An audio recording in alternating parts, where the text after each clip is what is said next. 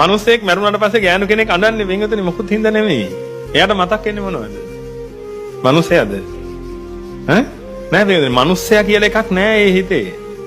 මිනිස්සයා කියලා ඔය තියෙන්නේ වෙන්ගතුනි මෙන්න මේ ටික. මොනවා හරි ලැබිච්ච ලාභ.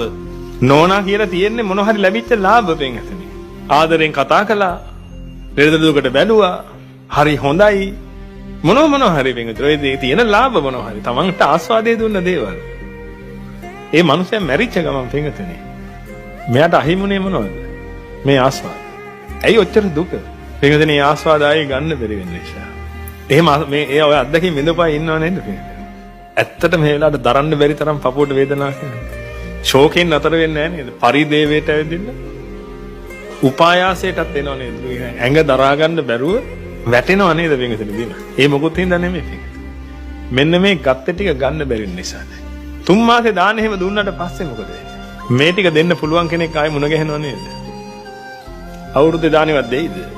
අර පින්වතුනි මැරිච්ච වෙලාවේ වල දාන වෙලාවේ වලටත් පැන්න අපි. ඒකක්වත් බොරු නෙමෙයි. අපි දැකලා තියෙනවා පින්වතුනි. මේ මල ගෙවල් වල පින්වතුනි දරා ගන්න බැරි වේදනාවට අන්තිමට වලට පැනලා ඔලුත් පලා ගන්නවා. 3 මාසේ දානෙ දෙන්න කලින් පින්වතුනි වෙන සම්බන්ධයක් පටන් අරගෙනත් ඉවරයි. බලුකමද? ඒකට කියන්නේ බලුකමද? නෑ පින්වතුනි. අනුකම්පා කරන්න ඕනේ. 3 මාසේ දාන වෙනකන් හිටියේ ගැන ගරු කරන්න ඕනේ. හේතුව පින්වතුනි වලට පැන්නේ මොකුත් හින්දා මෙන්න මේ පීඩාව නිසා. හොඳට මතක තියාගන්න. මේකද ඔබට කවුරුත් ආදරේ නැහැ. ඔබ නිසා ලැබෙන ආස්වාදයටයි ආදරේ. ඒක බොහොම සත්‍යයක්. කවුද මේ ෆෑන් එකට ආදරේ? ඔබ ෆෑන් එකට ආදරේ ෆෑන් එකෙන් හුලං එන එකට ආදරේ. හුලං එන්නේ ෆෑන් එකට මොකද කරන්නේ? ඒකයි. ඒක විසි කරලා දාලා පින්වතුනි හුලං එන එකක් ගේනවා. මොකද ඔබට ෆෑන් එකේ නෙමෙයි අවශ්‍යතාවය තියෙන්නේ. ෆෑන් එක කියන්නේ රොඩ්ඩක්. ඒකෙන් ලැබිච්ච ආස්වාදයක් තිබුණා පින්වතුනි අන්න ඒකයි මිනිසුන්ට ඕනේ. මොකද පින්වතුනි තමන්ව පවත්වාගෙන යාමක් නේ කරන්නේ. තමන්ව පවත්වාගෙන යාම උදෙසා අනිත් අයගෙන් මොනවද ලැබෙන්න තියෙන්නේ අන්න ඒ ටික ගන්නවා පින්වතුනි. කවුරුත් තව කාවත් පවත්වන්නේ නැහැ. තමන්ව පවත්වාගෙන යන එක කරන්නේ. අන්න ඒක කරගෙන යනකොට පින්වතුනි අනිත් කෙනෙක්ගෙන් ලැබිච්ච ආස්වාද තියෙනවා නම් අන්න ඒව තමයි මතක් වෙන්නේ. හෝ තව කෙනෙක්ගෙන් ලැබිච්ච බාධක තියෙනවා නම් අන්න ඒවත් මතක් කරලා. දැන් හතුර මැරිච්ච වෙලාවට මොකද කරන්නේ?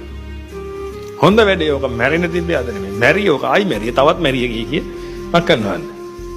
දැන් ඒ පැත්තට කියනවා පින්වතුනි. දැන් මතක් උනේ කාවද? හතුරවද? නැත්නම් පින්වතුනි ආපු පීඩාවන්ද? මේ පීඩාව. ඉතින් අර මැරිච් එක ගැන හරි සතුටුයි පින්වතුනි මොකද මේ පීඩාවන් ආයෙ එන්නේ නැහැ කියලා. නමුත් තමන්ගේ කෙනා කවුරු හරි මැරුණාට පස්සේ පින්වතුනි හරි වේදනාවයි මොකද හේතුව අර ආස්වාද ආපහු ගන්න බැරි නිසා ඒක තමයි පින්වතුනි සාමාන්‍ය විදිය. එහෙනම් ඔබ හොඳට තේරුම් ගන්න පින්වතුනි. ඔබට කවුරුත් නැහැ.